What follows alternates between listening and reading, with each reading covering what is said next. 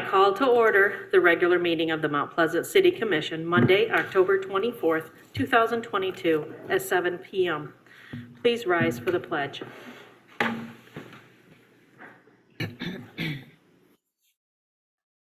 pledge allegiance to the flag of the United States of America and to the republic for which it stands, one nation, under God, indivisible, with liberty and justice for all.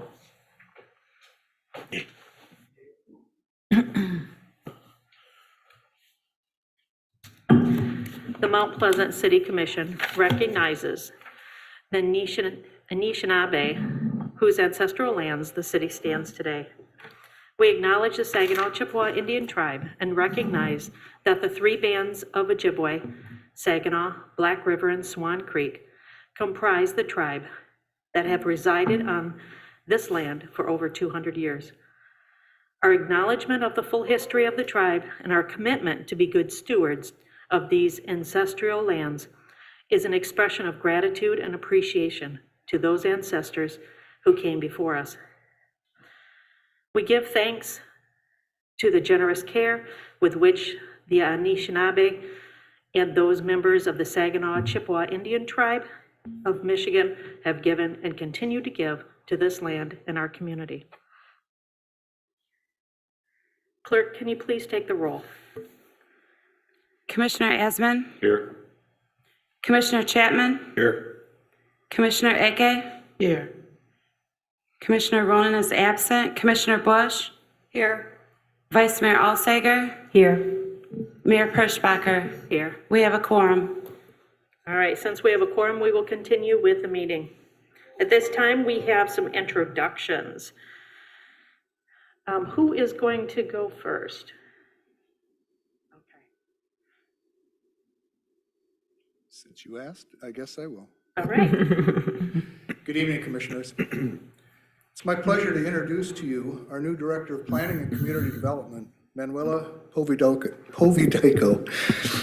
She comes to us most recently from the New York Department of City Planning, where she began her career there as an urban design intern, assistant urban designer, and most recently as a senior planner. In her role as senior planner in that city's zoning division, Manuela was a project manager for citywide text amendments related to housing and climate resiliency. She has also consulted on projects internationally and has a bachelor's degree in architecture and urban planning, and subsequently received her Master's of Science degree in architecture and urban design from Columbia University. Manuela and her family reside here in the city. Manuela started work with us at the city on Tuesday, October 11th, and we're excited to welcome her to the team. As you can well imagine, we've had a hole in our department there for a while. At this time, I'll ask Manuela if there are any additional comments she would like to make. Manuela?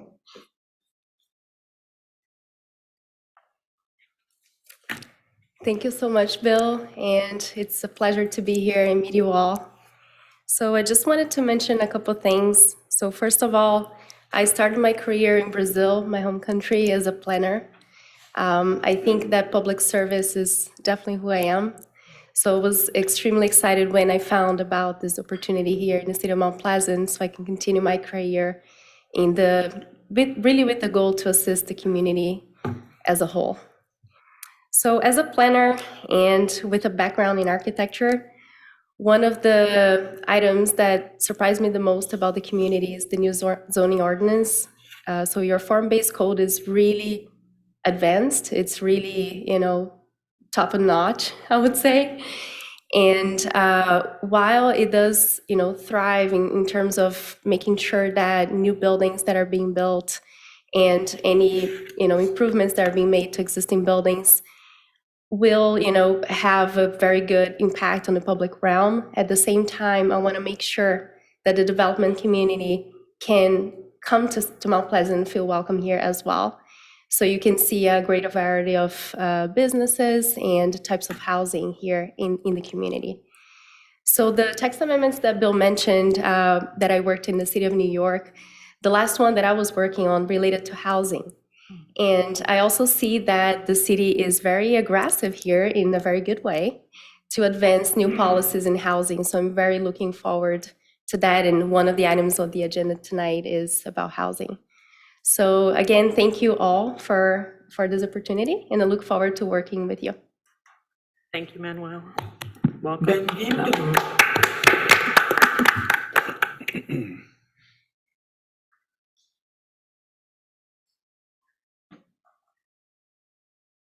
Go for it.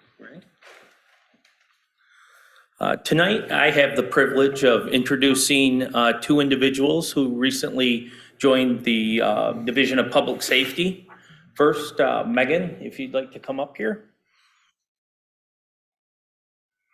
Megan, who joined the Police Records Department as an office professional September 26, has a bachelor's degree of business administration from our own Central Michigan University.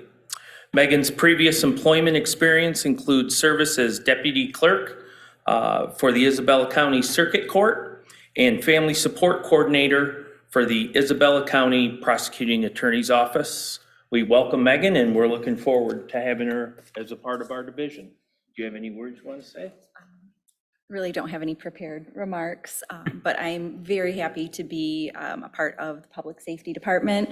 The city of Mount Pleasant has been nothing but incredibly welcoming as far as employment goes, and I'm very excited to start a new part of my career. Thank you.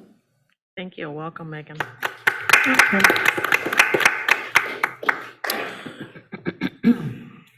Next, it's my pleasure to introduce Marcus Vogel, who recently joined our paid-on-call firefighter ranks. Marcus, if you'd come forward, please. A graduate of Mount Pleasant High School, Marcus currently works at Bill's Custom Fab as a brake press bandsaw operator and comes from a long line of family firefighters. Both his grandfather and father have a combined 60 years of service with the Mount Pleasant Fire Department. I can speak personally that the Vogel name is synonymous with hard work and dedication. So Marcus has extremely large shoes to fill, but we think he's up for the task. Marcus, thank you for carrying on this valuable service to our community, and we wish you all the best of luck. Thank you. If you want to say anything. No? Welcome, Marcus. All right, at this time, we have a presentation from the Mid-Michigan Aquatic Recreational Authority. I believe John Zane is going to join us. Thank you, City Commission, for allowing me time to update you on the progress of the Mid-Michigan Aquatic Recreation Authority that you helped create. The authority, the MMARA, is a public authority developed to fund and operate a new comprehensive indoor community aquatic center in Mount Pleasant. The authority was developed in partnership with the City of Mount Pleasant, Union Township, and Mount Pleasant School District, based on the initiative and development work provided by the Friends of Mid-Michigan Aquatics. The geographic footprint for the MMARA is the school district boundaries. The sponsoring entities appointed members to serve on the rec board. Union Township appointed Stan Shingles and Allison Giudini. The city appointed me, John Zhang, and Judy Wagley, and the school board appointed Lisa Diaz-Seitzma. Two additional members, Mark Stansberry and Mike Humanin, were added by the Rec Authority Board. The Rec Authority Board has hired a consultant, Stu Isaacs, the principal in the Isaac Sports Group, to help us meet our goals and objectives. After visiting aquatic centers and researching aquatic facilities, we have developed a conceptual design that includes a 25-yard by 116-foot pool, providing 13 lanes for team lap swim, extensive community recreation programming, and open swim. There will also be a separate warm water pool for senior exercise, physical therapy, swim lessons, and a comfortable place for small children. The MMARA is working to design an aquatic center that will reflect our ability to build the best possible facility within the constraints of a millage, approximately $20 million. And once built, have the amenities that will attract enough people and programs to make the facility self-sufficient, not rely on taxes to operate and maintain the facility. To that end, we have developed operating budgets, maintenance R&R budgets, staffing budgets, etc. We are currently working to choose an architect firm to formalize designs and cost out the construction project. We have signed a letter of intent with the school district to acquire property from them for a building site in Union Township. We still need to formalize the LOU/contract and iron out the particulars of that land transaction. We also need to work further with the township officials concerning utility requirements, water, stormwater, and sewer. The current plan is to have a vote for the aquatic center on the May 2023 ballot and let residents decide if they want an aquatic center. Most people say they definitely want a pool. The ballot question will determine if they're willing to pay for it. The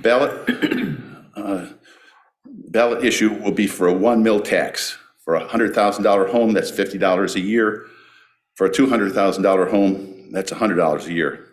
In return, the community will have a pool that they want, and the facility will be an economic driver, bringing millions of dollars to the community. In the coming months, the Rec Authority will be working with the community leaders and develop an educational/communication program to disseminate more information about the Aquatic Center in preparation for the spring millage vote. Thank you. Any questions? Are there any questions? Vice Mayor Alsteiger? Well, I just wanted to say that I'm thrilled that Stu Isaacs is back with the group because he was the original planner way back when it was at the committee level. So I'm real happy that you're back with him. Well, the Friends group that started this thing, he was with them, and that has helped a lot, as well as the city, the township, and the school district going together and helping us at least get it in front of voters. This will be a great thing, and having that opportunity to vote on it's looking forward to it. And one other point is that some of the trainings that we get to go to, usually through the Michigan Municipal League, one of the sessions I attended was about fundraising, and I just, kind of raised my hand and said, well, we have a rec authority, and everyone threw their hands up like, you did it right to get a rec authority. So we're real thankful that you're in operation. Thanks to you.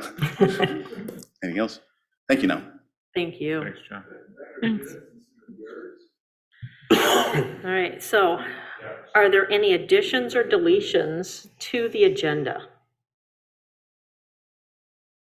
Not seeing any. Can I have a motion to accept the agenda as presented? I move. Second. Commissioner Ake moved, second by Commissioner Bush. All those in favor say yes. Yes. All those opposed, no. Motion carries. We'll move on with our agenda. At this time, we have public input on agenda items. If you wish to come forward and speak on something that is on the agenda tonight, you can come forward to the podium. You'll state your name and your address. You'll be given 5 minutes. If you are joining us by Zoom, you can use the star 9 if you're using your phone, or the raised hand feature.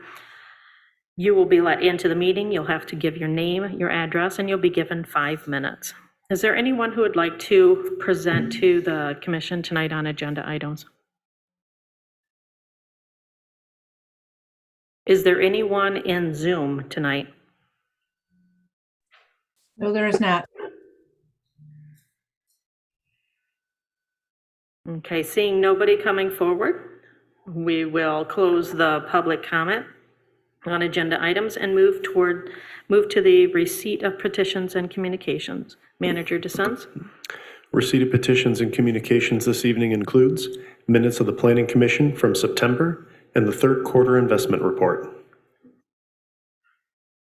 All right, we will move on to the consent items. Are there any consent items that the commission would like removed off the consent calendar and placed in the agenda? No? Okay. Manager DeSenz, can you please review the consent items? Absolutely. Consent items includes the approval of the minutes of the regular meeting held October 10, 2022. Consider resolution in support of fees related to electric scooters and/or skateboards. Consider Central Business District Tax Increment Finance Authority Facade Improvement Program. Consider agreement with Central Michigan University for copier leases, and consider approval of payrolls and warrants. At this time, we will move on to our one and only public hearing. Or do we need to? Oh, I need to ask for an approval. Is there a motion to approve the consent items as presented? Second. Commissioner Eke gives us a motion, Commissioner Bush a second. All those in favor say yes. Yes. All those opposed, no. All right, we'll move on to the public hearing. The public hearing on the necessity of public improvement. Consider Resolution 3 to proceed with improvements. Consider Resolution 4 to accept the special assessment role and set a public hearing for November 14th, 2022 regarding said role of special assessment.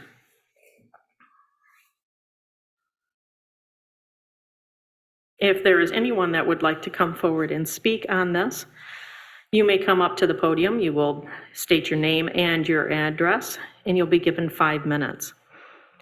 If there's anyone on Zoom that wishes to speak on this, please use the raised hand feature or *9 if you're joining Zoom by phone. You'll be given 5 minutes, and once you enter into the meeting, you'll need to state your name and your address. Is there anyone that wishes to speak on this tonight?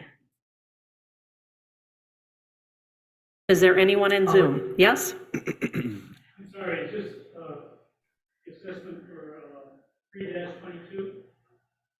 Yes. I didn't hear it. Yes, it is. Yes, it is. Would you like to come to the podium?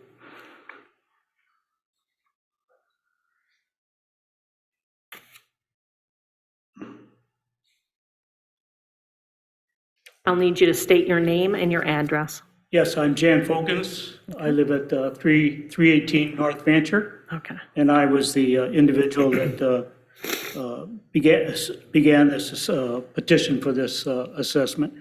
My questions for the assessment district is, could you just tell me the procedures that we're going to follow? Because I'm sure my neighbors are going to ask me what is going to happen next, if you could, please. Okay. Manager DeSenz, can you give us that? Absolutely. So tonight, the City Commission holds a public hearing essentially on the project and on the information provided.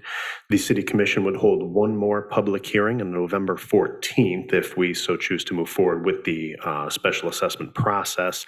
And then on the 14th, after that public hearing, if the City Commission wants to move forward, they could adopt the special assessment in its entirety, and we would move forward with construction on this project next year. And did I hear you say that it will go forward next year? It will be a 2023 project? It will be a 2023 project. Is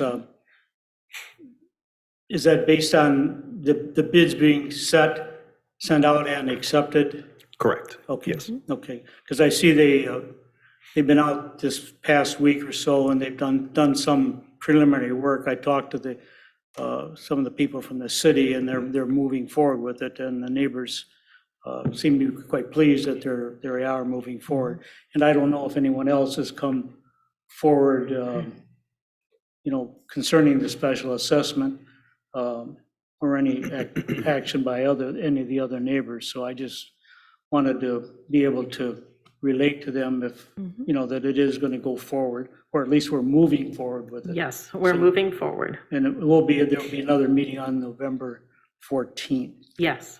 And if that passes, then we'll go forward with engineering and move forward with it then. Yep, that's correct. Okay. Yes. And the number that we see here, at least what it says is my assessment, did all the other neighbors get a letter? Or was I the only one that received a letter since I circulated the petition? No, everyone who is part of the special assessment process, so everyone on that alley would have received a similar letter. Okay, because my next door neighbor said he didn't get a letter, and I thought, geez, I don't think so, but,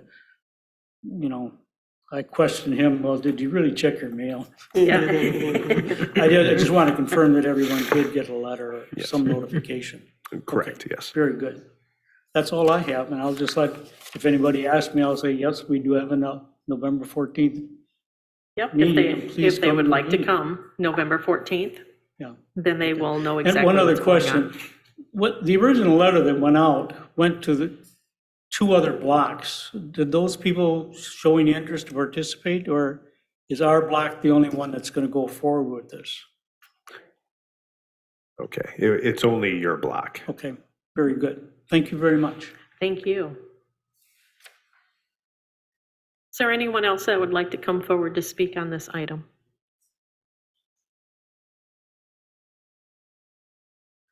All right, I will close the public hearing, and the commission needs to consider Resolution 3 to proceed with the improvements, and Resolution 4 to accept the special assessment role, and set a public hearing for November 14th regarding the role for the special assessment. Are there any questions the commission would like to ask staff before we move forward? All right, I will entertain a motion. I'll move as presented. Okay, so we have a motion, and we have a second. Any discussion on this? My understanding is that the individuals, the houses that this alley is part of, have signed a petition or signed papers saying we would like this done. They understand the assessment role and how it will work, and they've received information on that as well. I don't see anyone with questions in their eyes. I don't have my glasses on, so I can't see that far. I think if they want it, and Yeah. there's money in the budget to do it, then Yeah. you may as well do it. Yes. Well, and it just makes their life a little easier as Yeah. well, right? All right, so we have a motion to consider, to do Resolution 3, to proceed with the improvements, to accept the special assessment role, and to set a public hearing for November 14th. I need a roll call for that. Commissioner Ronan is absent. Commissioner Chapman? Yes. Commissioner Bush? Yes. Commissioner Ege? Yep. Commissioner Asman? Yes. Vice Mayor Alsager? Yes. Mayor Perschbacher? Yes. Motion carries. Okay, motion carries. The next public hearing will be November 14th. We will move on to new business, and we received a draft of the pilot policy, and Manager DeSenz, can you please review that for us?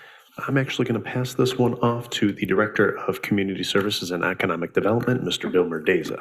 Okay.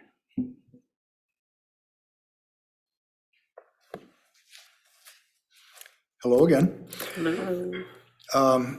The draft policy that you received in your packet is a result of some meetings that we've held with the City Commission on the issue of housing, trying to be respectful of the housing goal that the City Commission talked about at their earlier work session this year. You might remember back in August when we had a presentation with Paul Lippens from McKenna. He had laid out 3 different areas of housing-related activities. One was the potential of revising or taking a look at the pilot policy that is currently in effect, which does not allow for any new pilots. And pilot, for those that are new, is a payment in lieu of taxes. And so that was one area that was covered in that presentation. The second area that was covered in the presentation addressed potential ways of encouraging new housing development for single-family home ownership in the city. And again, that was something that we've had some ongoing discussions with the commission on. And then the third area that we talked about during that time was a potential to perhaps revitalize the owner-occupied incentive program that the city used to have, which essentially provided funds to folks that had rental licenses that were interested in converting those rental licenses or giving those up and converting the dwellings to owner-occupied housing for a certain period of time. So those are the 3 areas that we talked about, that there seemed to be an interest on the City Commission to move forward with at least some conceptual ideas around those. As we talked at that time, it seemed that the pilot policy was something that could be done yet this year to put in place if that was, if that continued to be an interest on the city commission. The other two areas, we indicated that by the end of this year, we would have some draft documents for you to look at with implementation if they were agreeable to the commission and you wanted to move forward with those other two areas, that we would begin implementation during the first quarter of next year. And that's kind of the timeframe that we've been sticking to. So what is in your packet tonight, again, is the draft pilot policy. I'm not going to bore you with reading through that, but there was also the pilot policy and then some reference material that helped to inform, from other communities, helped to inform what the pilot policy is proposed and why. It's not earth-shattering or anything, but it is tailored to what we heard from the commission input, as well as what appears to be best practices from other communities as well. So we're not really going out too far on the ledge with that. Our intent is to present that tonight to you and solicit comments from the city commission in terms of the content of that draft policy, as well as several of the staff that are engaged in implementing or would be engaged in implementing the pilot policy as well. I've also reached out to the city's housing authority director and provided that draft to her as well, and she will be commenting too. So what I would like is if the city commission could take some time, review the document, and then get back to city manager dissents, hopefully by Friday, but if you have to push it into next week, we'll try and make that work, with your comments. And then I would like to get the team together, take a look at the comments we've received, both from you and then the comments we've received to date, rewrite anything that seems to need some tweaking based on those comments, and then bring back to you at your meeting in November. And if we can move things along at your November 14th meeting, worst case would be your second meeting in November with a final document for you all to take a look at. And if it's to your liking, hopefully take action to pass that. And if it isn't, then we can continue to work on that. But that's kind of the time frame and the scope of how we got here and why we're here tonight, at least with the pilot to start with. Do you have any questions? Yeah. Okay. Vice Mayor? Just one question. As you were reviewing the three different types and saying the pilot was the one that we were pursuing first, is one of them labeled a neighborhood enterprise zone, or is that not one that you mentioned? I didn't mention the NEZ specifically, but the second one that I mentioned, which is in that group of two that come after the pilot, is ways to encourage home ownership, single-family homes. And we were focusing on the neighborhood enterprise zone, or the NEZ, as a potential tool to try to see if that might be something that folks would gravitate toward and take advantage of to invest in our community and have single-family home ownership opportunities. Yes, so that is in there. Okay. To come. To come. Yep. Okay. Have landlords been involved in this process to see if this is something that they're interested in being involved with? Well, the landlords themselves have not, and really the pilot policy is designed around more affordable housing. I'll just say a certain income level that is currently, there currently appears to be a market for that, which isn't being met with market rate housing affordability. So what happens is we consistently have interest by developers to invest in the community in affordable housing projects. Those, because of the rents that they can charge and the cost of building a new quality development, there's a shortfall in being able to do that in an affordable way to make rents consistent with what those expected tenants or those targeted tenants could afford. So what happens is the development community that are in the affordable housing industry apply for funding through MISTA, which is the Michigan State Housing Development Authority. And they have a series of thresholds and a point system that either grants funds to successful housing developers to invest in that, or if they don't score well enough, then they don't get that funding. So one of the requirements in that program is local investment, and they really do look for a pilot. So they score actual points if there's a pilot available and the community is willing to award that pilot to a developer. So it's really a different market than our current landlords because it looks at a different income level and a different clientele that they're trying to meet. I worked for the Housing Assessment Resource Agency, so for Isabella County. And so I mean, there's a huge gap, huge. And I know of even local landlords that have tried and the same kinds of things you get funding for. And so I just wondered if landlords have been part of that conversation to say, hey, if this is something that we adopt, are you willing to be a part of that? I think that's an important part of it, just to say, because I mean, we can make all the policies we want, but if people are saying, no, we don't want to get into the city, yeah, I mean, then there's not a lot of point to do that. But I agree. I mean, I work directly with all those landlords to say, how can we get these people, these that are struggling? I mean, and that's what the Housing Assessment Research Agency does. They look at the homeless population and say, we're working to house these people. And it was tremendously difficult to do that. And so I'm all for it. I just wondered if there had been conversation with landlords to say, hey, how many of you would be up for this, to be a part of this program? Because I think it's great to incentivize people, because it's a tough population to work with. And so, I was part of it to see houses destroyed, apartments destroyed, and it was not good sometimes. And so, but I think to get more people involved, to say, hey, this is what we want to do, and I think that's a great thing.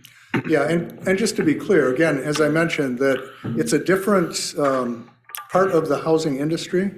We do get a number of inquiries from folks that are in the affordable housing business that their first question is, hey, well, first they say, hey, we've done research on Mount Pleasant. It looks like there's a viable presence there or a need in your community. The statistics show that, the state information shows it, et cetera. And we'd like to talk to you about a proposal that we'd like to present. And we've had some within the last year. So the first thing then that they come out with is we'd be looking for a pilot. And when we say, well, our policy doesn't allow pilots, it's kind of end of conversation. Sure. And so that's what we've been trying to address with this, to see if there's an interest. And just to be clear, what we talked about, and I know you're new on the commission, so you weren't really part of the earlier discussions, but what we talked about was if there's interest in adopting a policy that now allows us, within the parameters that are set forth, to offer a pilot. And again, the city commission has the final authority for either offering or not based on the project, that we would probably look at trying that, maybe one project in the coming year, putting out an RFP, seeing what kind of proposals we get. Anybody would be eligible to apply at that time. And then if we get more than one proposal, we'd evaluate those. In the policy, there's a matrix with some scoring that would help us decide that, a proposed matrix. And then see how it goes. If we need to make some additional tweaks, or if we find that, yeah, it didn't work the way we said, or wow, this is a great opportunity for us to get additional investment in the community to address the needs that are still out there, then we can make those decisions as we evaluate what happens after that first time. In talking with the director for the Housing Authority, she assured me that they have a waiting list, and as far as she knows, every other unit or manager of the types of apartment units that cater to the affordable housing population has waiting lists as well. She's in the process of digging up some information and trying to get some data for me on that, because I know, Mayor, that you had asked some of those questions, so we're we're looking at trying to see what's available for us to be able to access. But that's kind of where we're at in that process right now. Commissioner Eke? Thank you for this presentation and for being thorough. I appreciate the information that you've provided. And also, this makes it possible at least to recall some of the conversation we had earlier. I think in a way you've answered part of the question that I was going to ask, which is how many pilots are we thinking of or might we look at? And then, if we're thinking of these pilots, how many units, are we, can we do? How many units are we looking at? So in many ways, you've addressed this. And then, of course, the other part of it has to do with budgetary, responsibility, what might be the city's financial responsibility, if any, as we're looking at this. And then I am also interested in the issue of sustainability. But in a way, you have addressed this, since we know that there is housing need, so, we might be able to sustain it. So those are my questions. Yeah, I think if you read through the policy, take a little bit of time to look in there, you'll see some of those questions are addressed. We did talk in there about an initial pilot and then the opportunity for renewal of that, which to me gets somewhat to sustainability. Yeah. And again, look at those are that's proposed language. One of the folks that I am working with internally would be Marianne and also Heather in terms of the financial impact. So you're giving up your regular opportunity to collect annual taxes on those properties, but you're getting the payment in lieu of taxes, which you all need to be comfortable would be sufficient, again, to offer this type of development incentive, if you will, and getting something back in return. And you'll see in there that we talked about a proposed pilot rate, and then we also talked about a fee for services, which would be separate from that. And the municipal services fee really would be something that we would impose on, or propose to impose on a project that would help to compensate us for the cost to the city of providing fire protection, police protection, water, sewer, et cetera. And so that's a fee that is in there. I think we have it proposed at like 3%. And that would come directly in 100%, that 3%, if it stayed at that amount, would come back to the city as in full. The other percentage that would go toward the pilot would be, again, to offset some of the taxes that would normally be generated. And typically, as you know, our taxes are shared with other taxing jurisdictions. So once we collect taxes, it's split up between the city, the county, and other entities. So that would be the same for that smaller portion, or that other portion, so to speak, which in there, I believe, we propose somewhere between 4% and 6% as the pilot rate. I see where you address them, but then I'm going to have to go back and look at this a little bit more thoroughly. But I also see the, the models, or at least, the samples from other cities that you have provided. Yeah. So I appreciate all of that, Absolutely. Yeah. We just need to do more reading and exploration of this. Yes, and feel free to, after you review that, provide your comments to Commissioner. All right, yes. To City Manager DeSense. Yes. And he can relay that to us, and we'll take that under advisement. Thank you. Commissioner Bush?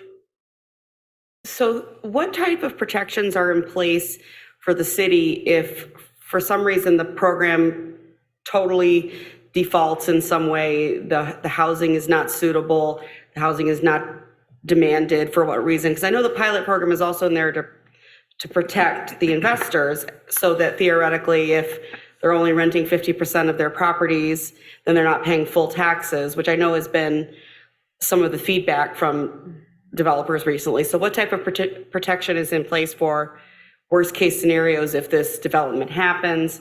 And obviously the developer can't, sell it for profit type business, I'm assuming. Like they couldn't turn around and sell it and it's not like. I'd have to get back to you on some of those specifics. Okay. But my question makes sense. Yes, Okay. I understand what you're saying. Okay. And we can take a look at that. Some of that is a contract with the city. And maybe if Mary Ann's listening, she can address some of that too, because we do have a number of pilots in town. Well, not a huge number, but we do have some pilots in town that are currently operating. And we've gone through that before when pilots were something that we offered.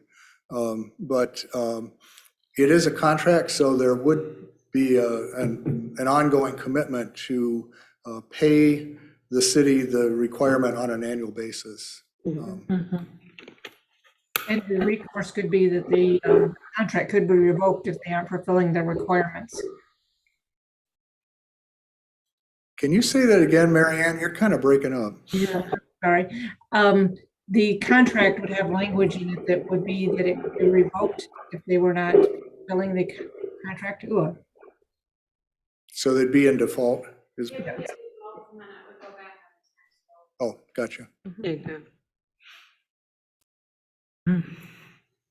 Yeah, and again, there's no direct money coming out of the city. It's the loss opportunity to collect taxes on that. Right. But, as we sometimes say, if you're currently turning away investment because they just can't make it happen, you're getting 100% of nothing because it's not happening. Whereas if you can attract some investment in this way, you're at least recouping some of that through a payment that is in lieu of taxes at a rate that you and the developer have negotiated as something that they can afford to do and still operate, and something that the city can live with in terms of the amount that they're collecting. Sometimes that pilot rate may approach what you would normally get in taxes, and sometimes it falls below that, but it's more than just either a vacant piece of property or an underperforming property that would be renovated into and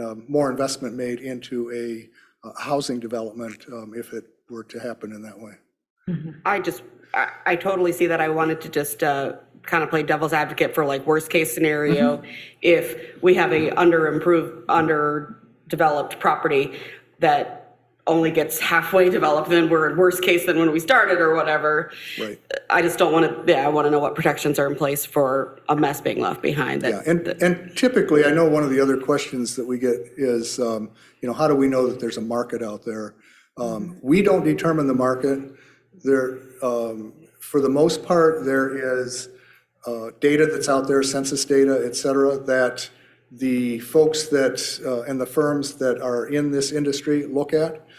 And from that, they determine whether or not there's the potential market. And then before they have any investment, they go in and they do their own housing market study so that they're comfortable with the numbers that are generated, that they generate or that they pay to have generated using their principles and their processes. So it's not like, well, just take our word for it, because nobody's going to want to invest millions of dollars just on broad census numbers and hope that they're right without doing the in-depth additional work. Okay, are there any other questions or comments? All right, thank you, Bill. Well, thank you so much, Appreciate and I it. look forward to getting any additional comments that you might have so that we can move forward with this and then go on to our next housing related activities later this year. Yes, thank you. Thank you. All right, at this time, we have announcements on city-related issues and new businesses. Do any of the commissioners have anything they would like to bring forward or announce? Commissioner Bush?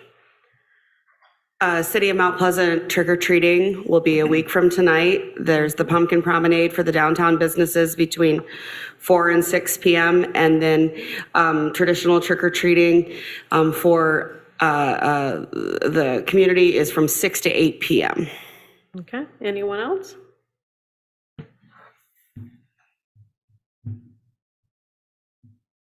This week is also at the Broadway Theater is the Rocky Horror Picture Show. They will have a Thursday, Friday, and Saturday showing, 8 p.m. and midnight on each day. It is a wild time, to say the least. And if you've never gone to a Rocky Horror Picture Show, it's definitely something to experience. Tickets can be found online at Friends of the Broadway or bought at the door. Yes, Commissioner, or Vice Mayor Alswager. There's a ladies' day out that used to be the ladies' night out, and that's downtown on November 12th. Yes, and I believe that they start at the Broadway Theater that day too. That's right. And if you're not into trick-or-treating or the Rocky Horror or Ladies' Day Out, at the Broadway, they also have what we call a VHS night, and we're going to be showing The Nightmare Before Christmas next Friday, which will be fun. Anyone else have any new business they'd like to bring to staff or any other announcements? All right, at this time, we're going to open up the floor for public comment on agenda or non-agenda items. If you wish to make a comment, you can come forward to the podium, state your name and address. You'll be given 5 minutes. If you're joining us by Zoom, you can use your raised hand feature or *9. When you enter into the meeting, you'll be asked for your name and address, and you'll be given 5 minutes. Okay, this is Douglas Collins and apartment 413 in Winchester Towers and on Elva Street, 2001 Elva. And listen, I wonder, they're talking about an aquatic center. They use meters. Why don't they go to meters instead of yards?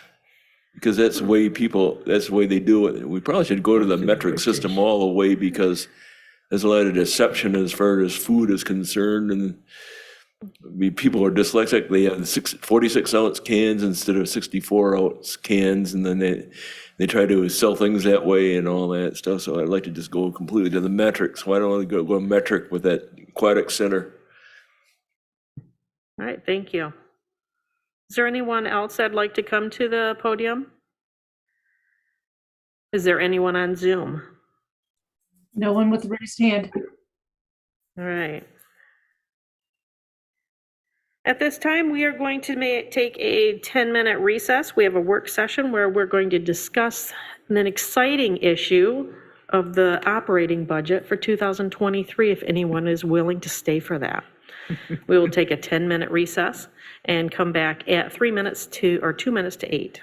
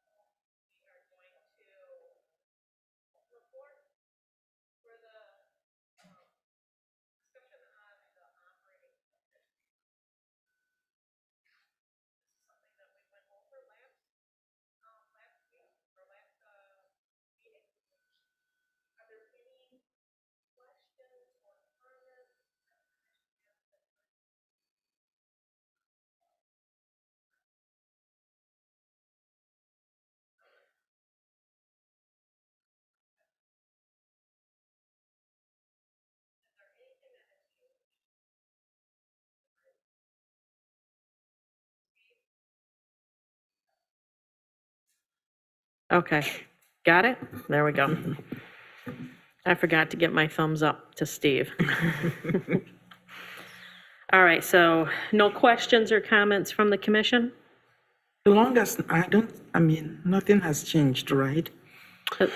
The only change from draft to draft is going to be parking lot 3 reconstruction. So Okay. parking lot 3 reconstruction initially proposed in the budget. We've had some internal discussions and we found a new grant opportunity that has come forward.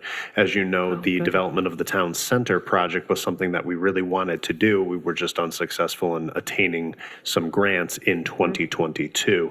New program has come out in 2023, met with staff, we took a look at this and we said, okay, let's keep our allocation as far as the ARPA funds are concerned dedicated to this, the $750,000.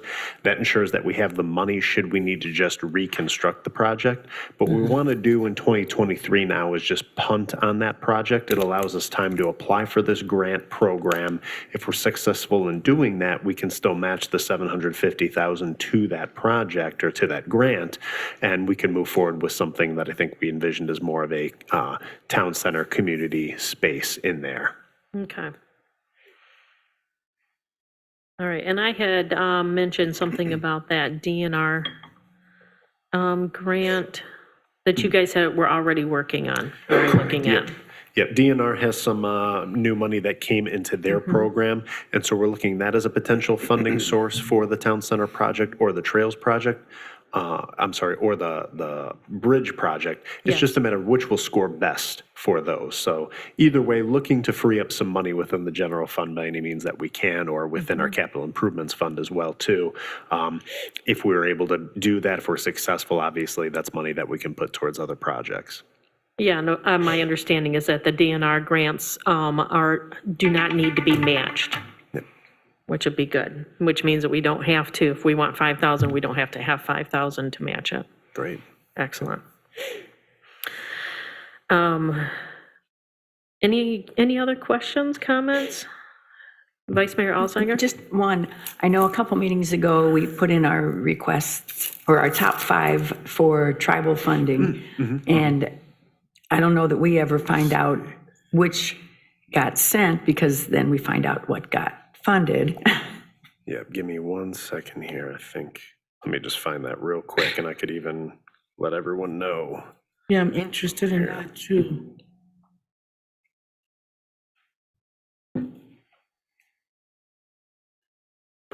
Heather might be able to pull it up faster than mine can load it.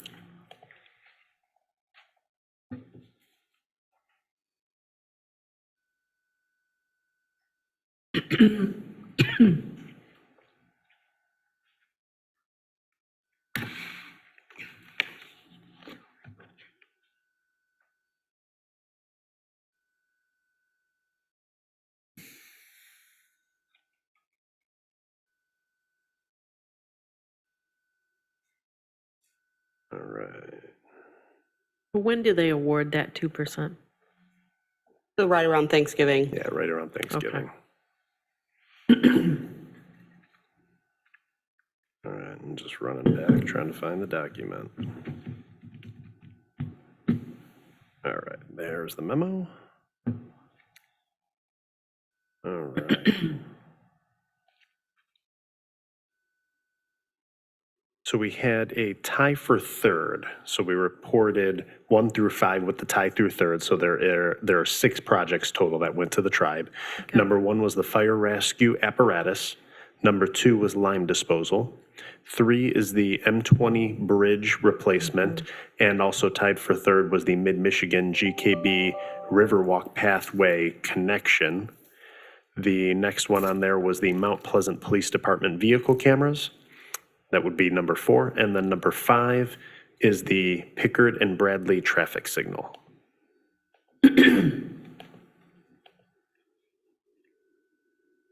So then there's the implications for the budget if any of those get some funding.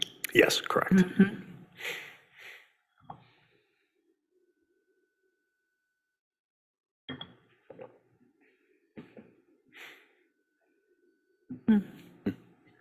It's interesting.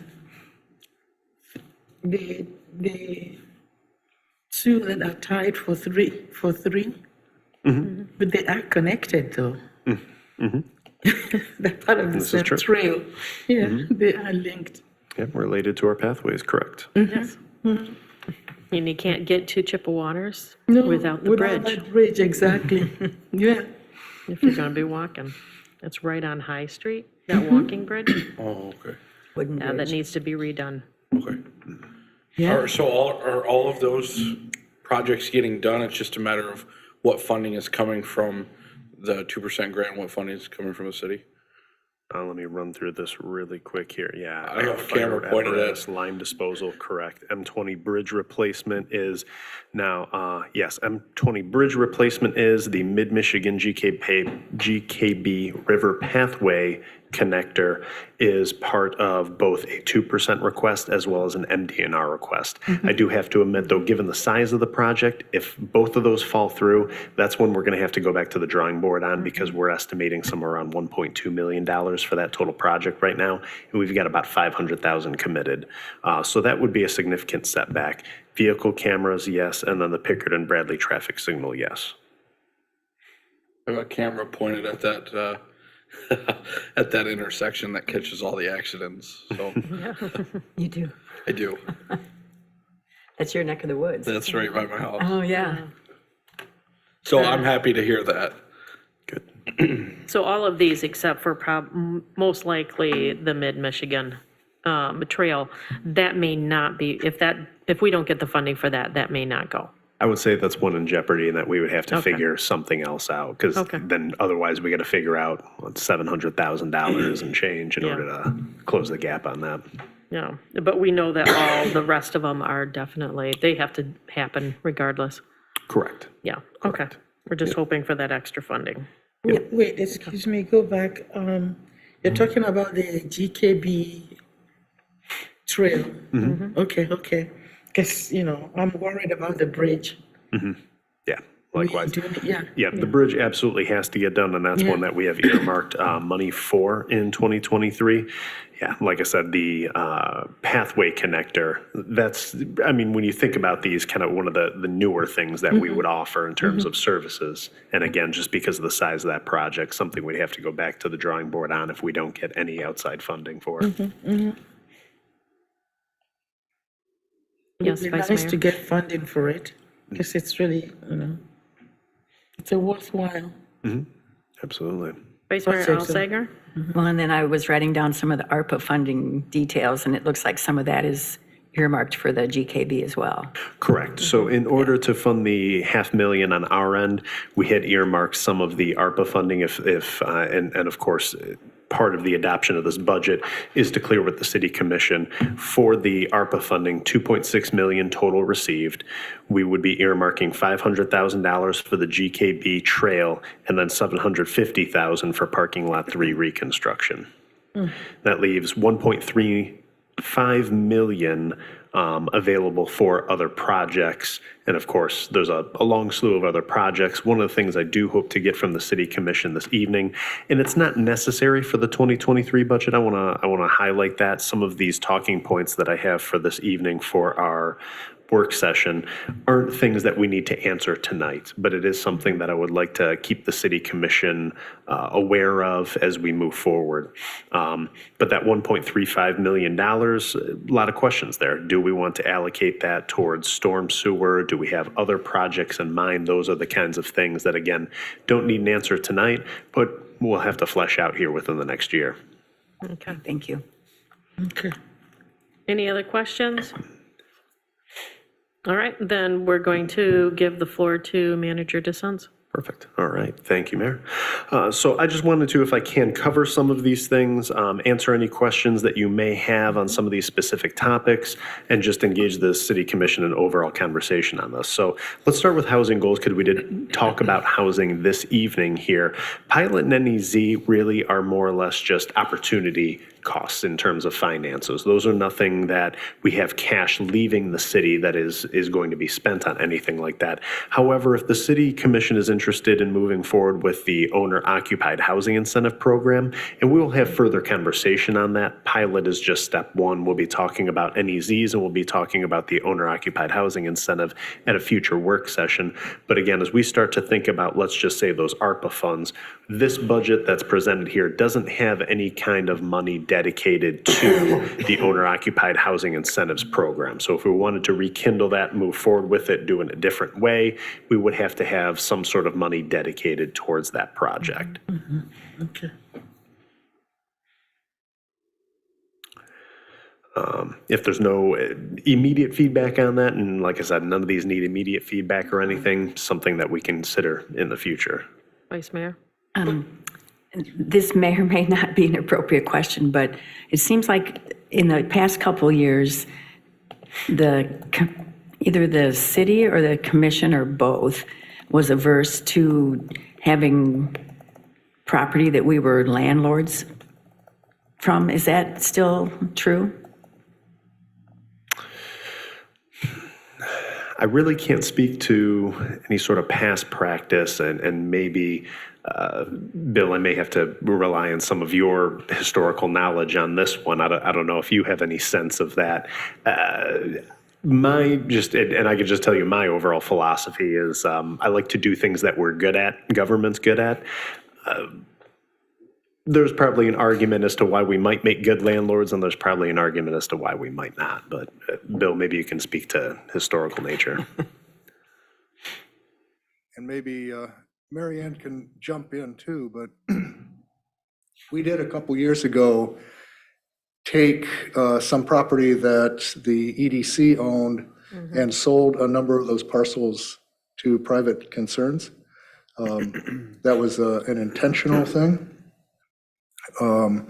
Any property that the EDC owned, which would be kind of development property, if you will, we did transfer that back to the city, but the number of developable properties that the city owns is really concentrated now at the Mount Pleasant Center property.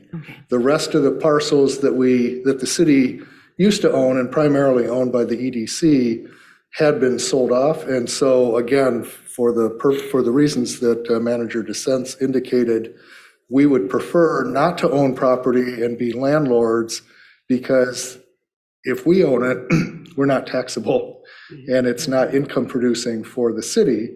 And there's no investment opportunity at that point in time that is going to happen on that property that would be taxable typically, right? So yes, and maybe Mary Ann has some additional thoughts if she's still up there. I agree with those comments. Okay. All right, thank you. Right. Do we have any other questions, comments? Commissioner Eke? Okay, so I want to make sure that I understand what you're saying. Let's say hypothetically, since we've been talking about housing, okay, affordable housing, housing for low income, middle income. Just a few minutes ago, we talked about housing. And we say hypothetically, there is property that's been sitting in the city for God knows 2 decades unoccupied, 1 decade unoccupied. It is an eyesore. So what then, and the city wanted to purchase this property, or at least, rehabilitate, I'm going to use the word rehabilitate the property for the purposes of making it available to people who desperately need space at a certain point. In some places, in some cities that I know internationally, they refer to them as, they're like council flats. In other words, that government-owned or city government-owned flats rented out to people, who need the place at a very low rate, sometimes with the stipulation that you can only stay there for a certain length of time.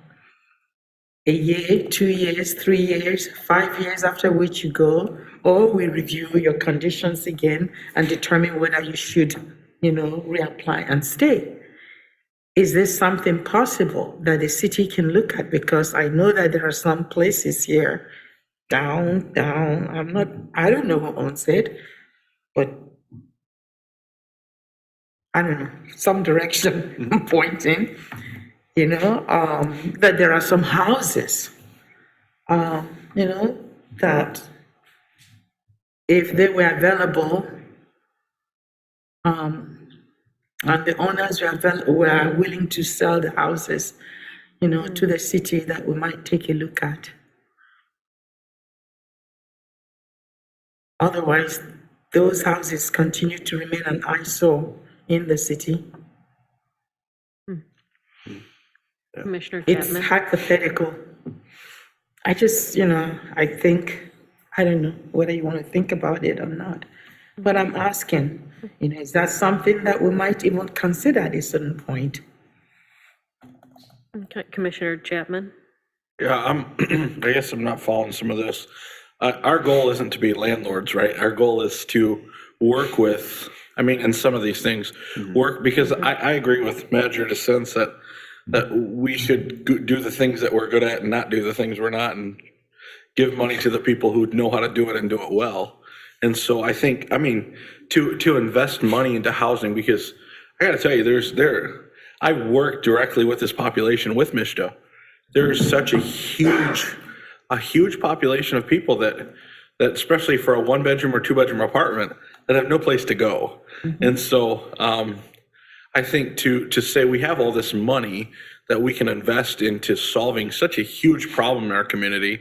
I mean, you drive down to Mill Pond Park in the morning, walk through the trails. There's people living in tents. And so I think to have this much money and then I don't think we should be landlords, but I think to incentivize people to take care of that problem, because inadvertently it's helping the developers too. I mean, they're not all doing this out of the kindness of their heart, but it's a huge need that needs to be met in our community, and there's money to do it. And so I think that's a conversation worth having, to say how quickly can we solve this problem with $1.3 million? I think it can go a long way. Commissioner Bush? I would be more inclined to look at opportunities for, since we're already considering this pilot option for one spectrum of the population, but I would be interested in working with, for example, Habitat for Humanity, who's somebody who is good at what they do in terms of setting up purchase options for rehabilitated homes, and then not necessarily just make a donation or anything like that, but have us, maybe a city representative, work with an organization, Habitat for Humanity or some other organization. Okay. Commissioner Eke? I hear what we're saying. I think we have had this conversation before, and there are model cities in the United States where, the cities have offered very low interest loans to people who desperately need, they would like to own property, that's for sure, or they own property they can't maintain, but with very low. I hear my colleagues saying incentivize. If landlords or people who actually own huge property do not want to maintain the property, and the property is a blight to the city, then what do we do? There is space, there's available space. What do we do? If people own property but they can't maintain the property because they have fiscal challenges, then how do we encourage them to maintain the property so that the property does not become a blighted spot in the city, but at the same time, we provide the accommodation, we make sure that these people have the housing that they need. I do walk early in the morning from my house through Mill Pond, through Nelson Park, to Island Park, and I see the people that you're talking about. All you need to do is walk around 5:30 a.m. in the summer, or 6 a.m., you'll see them. And so what do we do when we are confronted with a situation like this, where we know for sure that we have people who need housing, and that we can't do something about it? The pilot project is not going to become effective. It's not going to come into fruition within the next few months. Also, if there is space available that we can rehabilitate, again, I'm going to use that word, can we do something like that? Is that an option? I don't know. I'm willing to consider anything, a whole range of options, to make sure that we don't have a large population of people who are homeless in our community and who need help, and we can't take care of them. It is not going to make our city sustainable. It doesn't make our city safe, not for them, not for anyone else. Commissioner Bush? So again, just with my comment on Habitat for Humanity and other organizations that provide a framework in order to distribute funds or establish a housing solution. I mean, there are organizations that will take prospective residents and go through everything in detail in terms of finances and budgets and whatnot. I mean, I know, speaking from my own perspective, I can't even get a home refinance at the bank because my income is, I'm mostly self-employed. It's all over the place and I can't even get a refinance. So it's usually that getting a loan that's that first difficult step. And I think that, organizations like Habitat for Humanity that have a network in place that can provide that structure in terms of education, accountability. I mean, my friend just got a Habitat house a couple years ago and she had to go through a whole process of making sure that her finances were stable. And I just, like I said, like Aaron said, that's not something the city's good at. There's other people who are good at that. Commissioner Chapman? Obviously, this is something that I'm passionate about. I worked in housing for quite a while, specifically with homeless individuals. And I agree with you. I think there's a lot more issues than somebody not owning a home. And so that's where we run into the problem, is where we try to, my uncle has a Habitat house. But he was housed before that, right? And so that's the area where we run into, where we work to get people into home ownership. And the MSU extension, they have a wonderful program that helps with those folks. And those aren't the people that I understand need the most help. I mean, I work every day, people walking in our front door and seeing what we can do because they're homeless. I work every day where we're called, not me, because I have a little bit more grace, but somebody's calling the police, hey, there's people living in front of our building. And so to move somebody from a place of homelessness to home ownership, there are many, many, many steps, and it's not getting a loan. I mean, that's not how you do it. And so we had programs for 18 months of case management, 2 years of case management, right? And so I think to invest money into giving somebody home ownership with the people that we're talking about is not helpful. And it gives them a place to live. But like you said, you need to have those budgeting skills. And when you go from living in a park to now, this is my responsibility to take care of, that's not going to work. And so this is a long conversation that we probably talk hours about. But I think it would be a good use of funds to say, we have this money and it's something that is such a huge need in our community. And I get calls every day about people that are literally homeless, and literally homeless by the definition of Michigan is staying in a place that's not meant for human habitation. And we have those all over our community. And so I think it's a big conversation but I think it's worth having. So, Well, I think that some of our talk about home owner occupied, and it's come from my understanding, was more of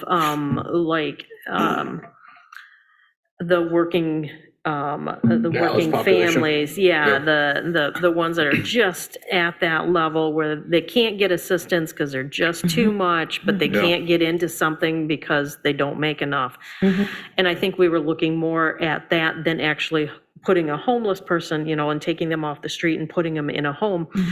But that might be, I agree, our homeless population is in need. We are not Texas. We get snow, we get cold, we get rain, and it is very hard. And our homeless shelter only runs from November to April. So there's a huge need in our community. I think that we need to understand that there's also a huge need of building the community, building homeowner occupied, because the more individuals that own a home, that take pride in owning a home, that learn the skills that they need, bring back the civic pride that, that the city needs, where people walking down the street will pick up, a piece of paper that's blowing along and put it in the trash can instead of walking on by it. We want people to feel like they belong here. We want people to feel like they are part of this community. And to do that, we have a lot of avenues. We have a lot of things we need to do. We can't do it all. Looking at Habitat, looking at them renovating homes, looking at a pilot program, seeing if that's viable for the city, if there is that full need. Looking at how do we have this incentive program in where we give so much grant money to homes that need improvements, like a new roof, new windows, maybe siding, things like that, that help improve their homes, bring up the value in their homes, brings in their pride, makes them feel good about where they live. So I think that we have a lot of avenues that we can go about helping our community. This is just a couple of them. But the thing is that we have a once-in-a-lifetime chance of using some funds that were just dropped in our lap. What are we going to do with it? We have $1.35 million that we can improve the livelihood, the lives of our residents. What are we going to do? What is the wisest thing to do? The more understanding, the more ideas that come forward, the more ideas we have to choose from. I always say the more minds gives us more ideas. The more ideas we have, the better chances of us finding something that's going to work and work well. So I love this conversation. I love that we're thinking about this. We're looking at, we have this group and we have this group and we have this group, and what are we going to do? Because that's exactly what we should be thinking about. Who can we partner with, or who can we put a bug in somebody's ear about doing something or making something happen? We've got funds to do stuff with. We'll never have these funds again. So we need to make the best use of them. Commissioner Bush? I would propose that we identify as commissioners partner organizations and also independent ideas as a group, and perhaps reach out to those partner organizations. Brian can speak from a lot of direct experience himself in terms of identifying a certain population and a certain need. Mm-hmm. But if we maybe reach out to some other organizations who are already doing this work, not show any of our cards, as they say, but just have a theoretical request for input. Okay. Commissioner Chapman? See, I agree with you. Mm-hmm. We have one opportunity to have $1.35 million. Yes. And there is, I was the recipient of when I was 21 years old, I bought a house that was rehabbed by the Ingham County Land Bank, mm-hmm. and it was brand new, and it cost me $60,000. Mm-hmm. So I see the value in that. Yes. And I think they got $30 million to do that. Mm-hmm. And so I think that's super important. But I know right now the largest population that is in need in our community, if you go to CMA, right up the road here, mm-hmm. go look at their waiting list for MSHDA vouchers. Yeah. There's hundreds of people out there. And so I agree with you. There's one, but I see the value in helping people that need help maintaining homes. But I also see there's such an opportunity right now to say we have so many people in our community that are struggling with more than just, I'm getting a little wind in my, a little breeze through my window. You know what I mean? Yeah. And so I think, and I don't know where we go from here, but I know that's something that, if you're driving down the road, you're not going to see it. But if you're walking through the park, you're going to see it. And so once it becomes real to you, the real need, mm-hmm. It really changes how you handle it. Yes. So. Oh, definitely. And the idea of a work session is to be informal and Absolutely. To throw ideas out. We don't make decisions here, but we definitely start the movement. Commissioner Ecke? So I am thinking about the people that I encounter. So right now, there are a couple of them that I see it's going to get cold. We have a very unseasonably warm weather right now. Mm-hmm. But when it gets cold, the question then is, what next? So I see a number of people going, who carry much of what they have either on a bike or in, a couple of backpacks around my neighborhood on that trail, as I mentioned, from my neighborhood to Island Park here. If I do realize that a number of the churches in the community house offer occasional, nights, a few nights a week or a month for people to sleep in, but that's not for 12 months. Okay? So what happens in between? I am not saying that, the city definitely has to have a large collection of rental property. That's actually not what I'm talking about. I'm talking about space that we can provide. If you want to call it rental property, that's okay. If otherwise, but it is safe space, safe haven for people who need it. Okay, so we may collaborate with Habitat for Humanity, we may collaborate with the Red Cross or the Salvation Army, or maybe we talk to some very charitable or, social justice conscious landlords to work with them to make such spaces available in the cases where people desperately need space for a couple of weeks or a couple of days before they can figure out where they're going, that space that I'm talking about, a few days of security makes the difference between being sane and not being insane, makes the difference between life and death.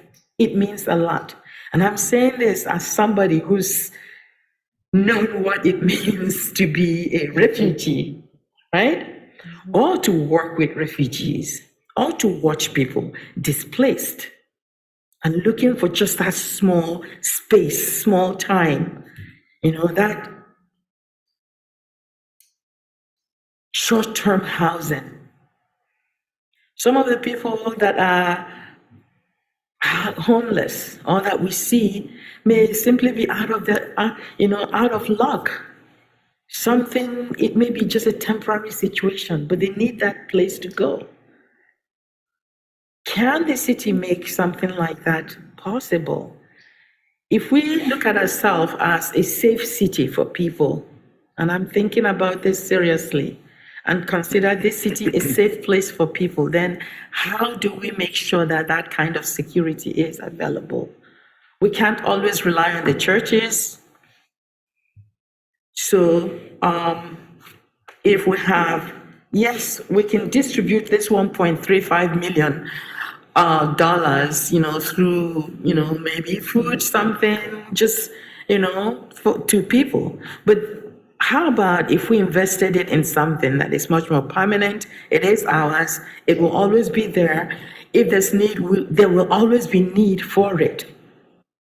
No matter what, there will always be need for it, but because there will always be people who need some space at some point to stay. Yes. How do we do that? I think that's what we need to think about. Okay.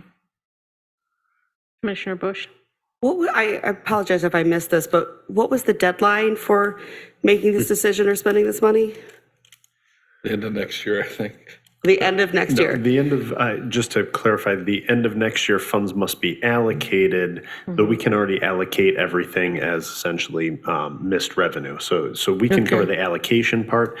Funds must be spent by December 31st, 2026. Oh, okay. So time. So the reason why I wanted to bring that up is because it sounds like we have a kind of a two-part conversation going on here, because my perspective is that a pilot program adjustment, if we were to change that policy and to receive applications, that would be specifically designed to target, Brian, correct me if I'm wrong, people on the waiting list for the Mishta housing, and whatnot, because we'd be looking at a population that would be getting those reduced housing rates that would be served by a pilot program house. Is this? I mean, I would think so. Yeah. Yeah. So basically what I'm saying is And that would be 80%. They have to have 80% because there just was that. There was a big complex in Mount Pleasant that I think 2 years ago, they got out of that and all those people had to leave. And so yeah, that. So basically so if the consensus seems to be that the staff does not recommend the city becoming landlords of any kind. So if we have money, we should be giving it to some sort of either the people directly or work with cooperative agencies that are nonprofits. Well, there are also stipulations on what we can use the money for. Okay. Okay. They have to be used Earlier for- discussions were about making it project-based that would benefit many people. But then would that project then be owned by the city? No. Mm-mm. Who would it be owned by? Well, an example would be bridge replacement, the GKB Oh. Trail, things like that. Okay, we just got Infrastructure, we just got yeah. focused on housing. Well, but it's infrastructure and it's also, I believe we can use it for something like down payment type Right. things for new homeowners in that Alice group. Yeah. Because the city had essentially taken this on as revenue replacement, we'll be able to utilize the funds for anything that we could utilize general funds for. Yeah.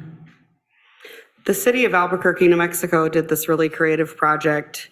Actually, it might have been statewide years ago where, and I'm not suggesting an exact replica because I don't think it would quite pull over, but they had problems with certain areas being quote unquote unsavory or certain areas, being difficulty selling houses and whatnot. And basically they identified, I think it was primarily teachers, medical staff and public safety individuals would receive like a partial stipend, like a down payment assistant to move into these otherwise unoccupied houses and whatnot. I could see something like that, but maybe with an application program of some kind, but. Yeah.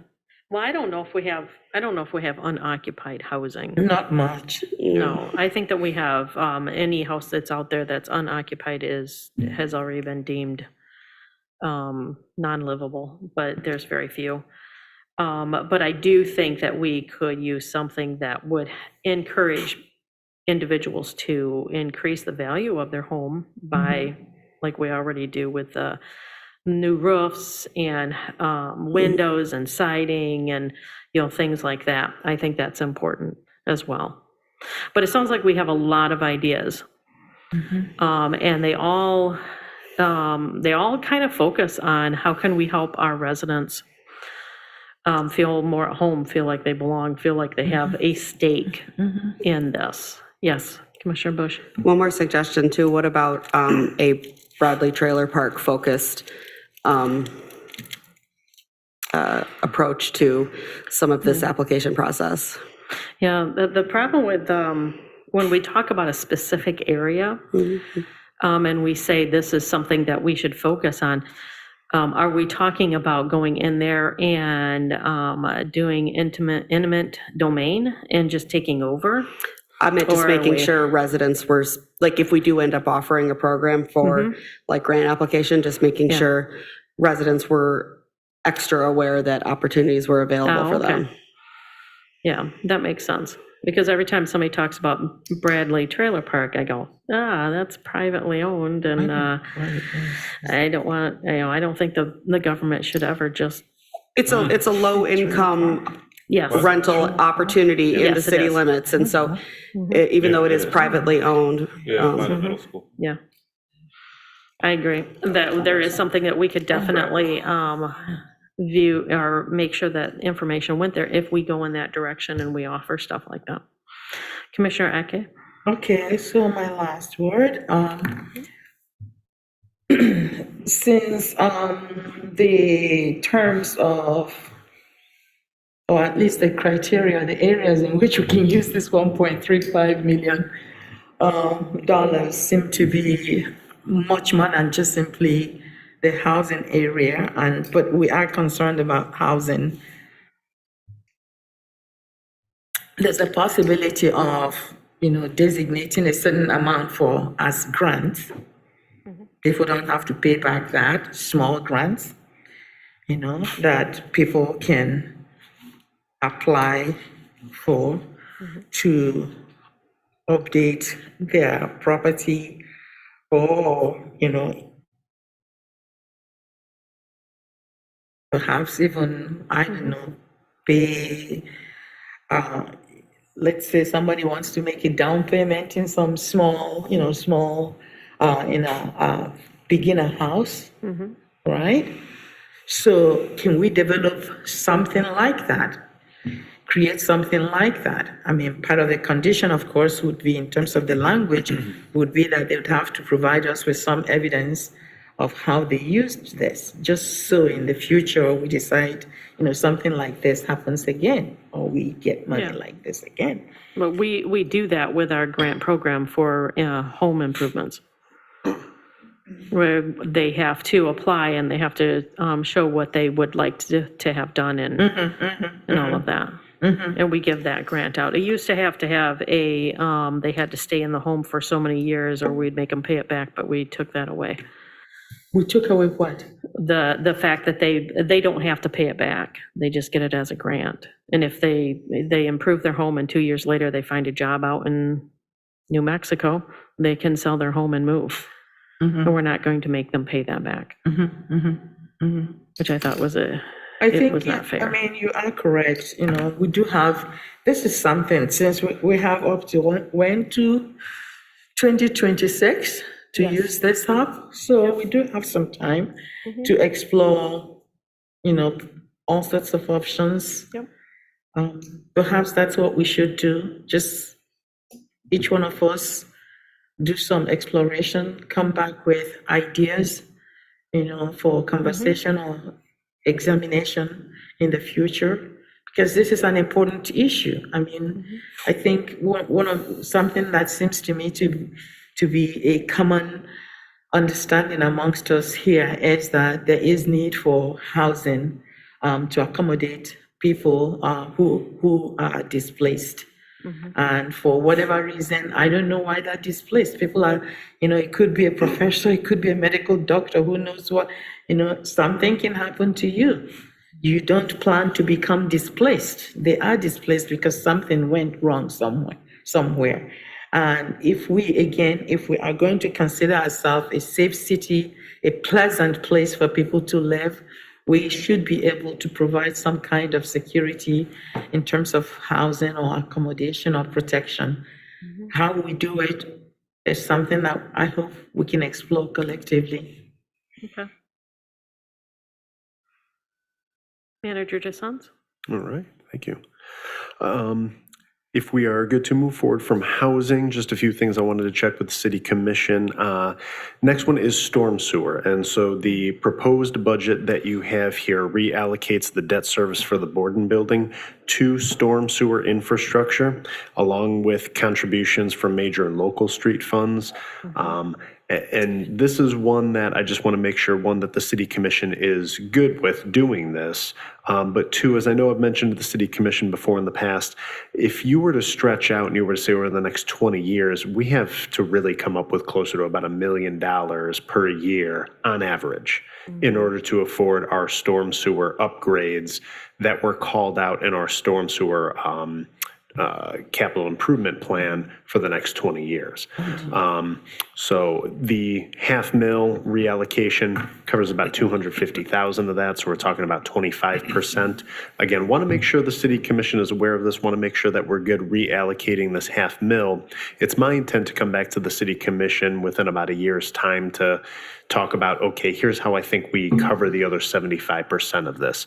I think we're good for the next handful of years. If we look at our capital improvements plan, we have some lower cost projects that we are doing at this time. But of course, as time moves on, our storm sewer infrastructure doesn't get better with time, it gets worse. So we do have larger projects coming up. After I think about I think it's right around year 5 in our capital improvements plan, we start to call out $1.5 million, $2 million projects at that time. Now, staff has identified some really great funding sources for this. In particular, FEMA has a grant that would be happy to cover significant portions, $1 million, $2 million portions or something like that, if we qualify for that grant. So I think what I'm trying to frame is we have some time for some of those bigger projects, and the team will be working on addressing some of those larger projects and how we're going to sustain this in the future. But the question for the city commission right now is, are we good with the $500,000 reallocation for the storm sewer projects? Yeah, I don't have any problem with that. Me too. Right. I'm comfortable with it. Perfect. All right, I see head nods, and I think we're good. Okay. I have a question. So we can't allocate some of the $1.35 million towards, the storm sewer? Certainly could. That's always a possibility. Okay, Yes. so, all right. But we Just- have, this is money that we are paying on the Borden building, on this building right now, that is going Yeah, to I come know. to an end. I understand. I understand it's a separate amount of money, but I'm also looking at this money that we have to spend within a certain, to think of other possible ways of using it. I'm just exploring. Okay. Absolutely. Okay. Next item for the city commission's attention on this is parking. And I know we're going to have a work session on parking on November 14th, so more to come on this one, but something just to frame your minds as we're all talking about the future use of ARPA funds as well. This budget does not allocate any money towards infrastructure for parking solutions or anything like that. So heading into that November 14th conversation, something to just be aware of. I know I had updated the city commission in an email that we did receive some word back from Central Michigan University. While CMU is able to help us with a lot of on-street parking on and near the campus, they're not going to be able to help us with the downtown parking enforcement. And so this is something that we're going to have to take into consideration, that if we're going to implement some new enforcement mechanism, I think that's going to come with a price, as we're probably going to need some sort of a technology solution in order to help us achieve parking enforcement in the downtown if we go that way. I think we should just get Paul a Segway. Those were once very popular, but there's been a lot of injuries on those things. Workman comp claims that they have lost their lusters. Oh. so to speak. But I insist, Paul and injuries? No, No. never heard of that. Yes.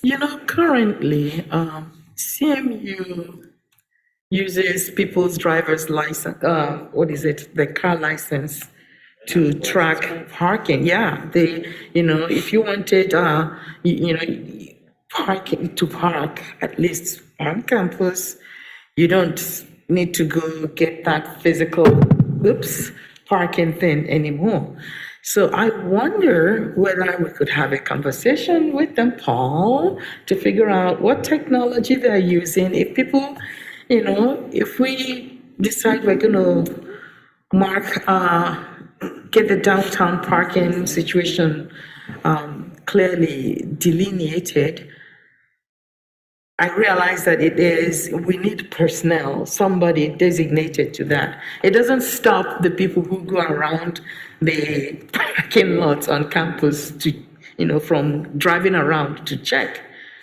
But they're using scanners.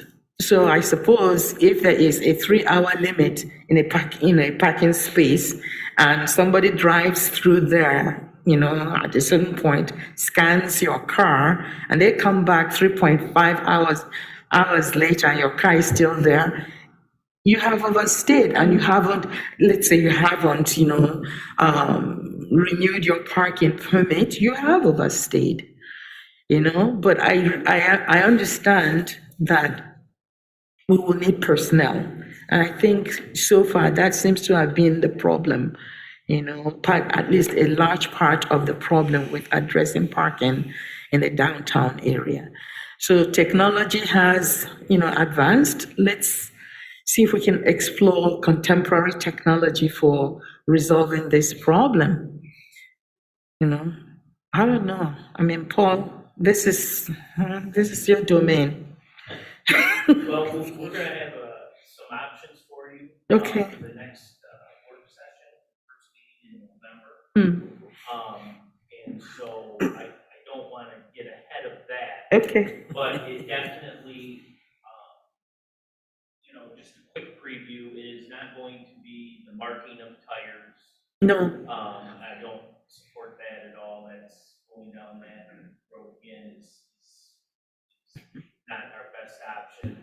I more or less see convincing you to do the electronic type of parking, or maybe nothing at all. But again, those conversations are coming. Okay, thank you.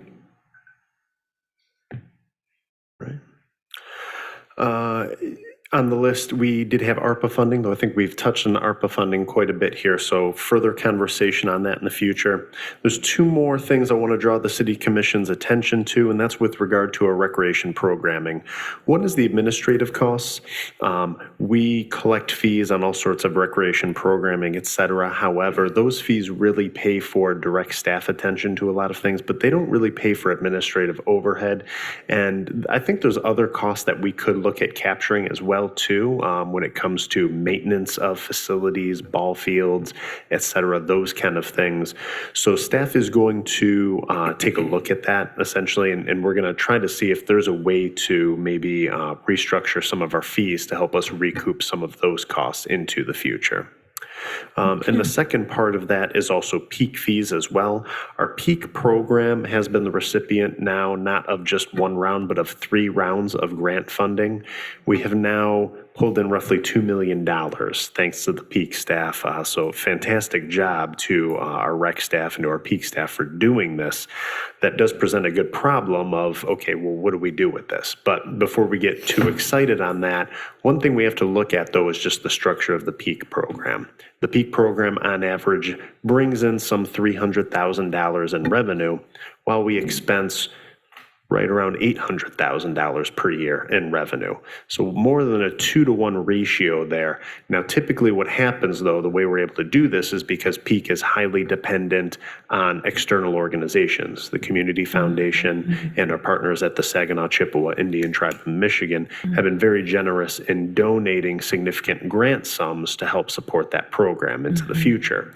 I think now is a good time where the city has enough money to really move forward with this program into the future, at least for a certain time being, that we look at how we can make this program sustainable into the future. I think we need to look at how to reduce our risk and reliance on outside organizations and see if there's a way to deliver this program responsibly into the future.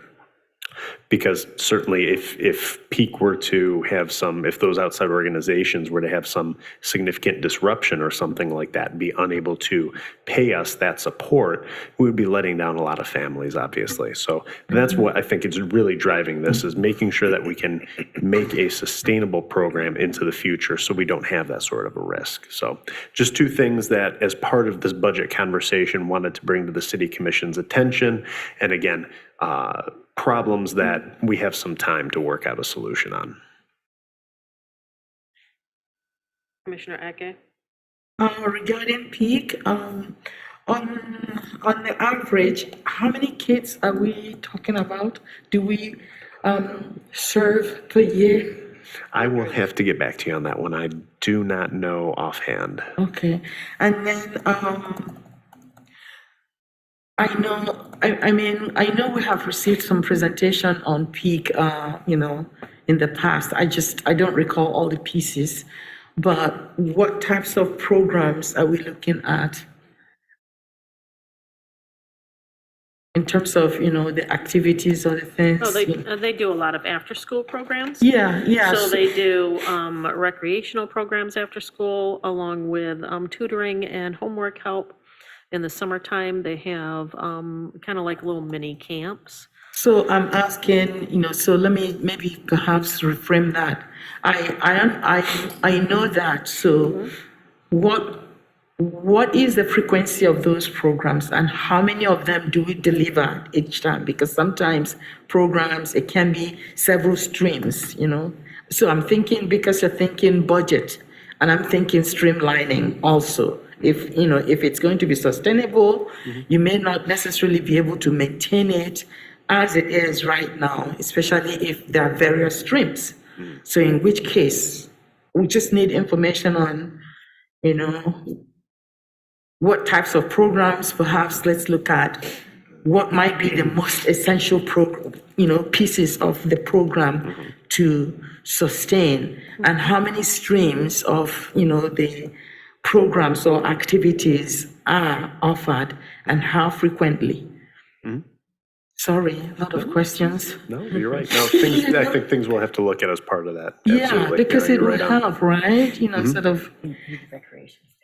And then, of course, the number of kids or families, maybe.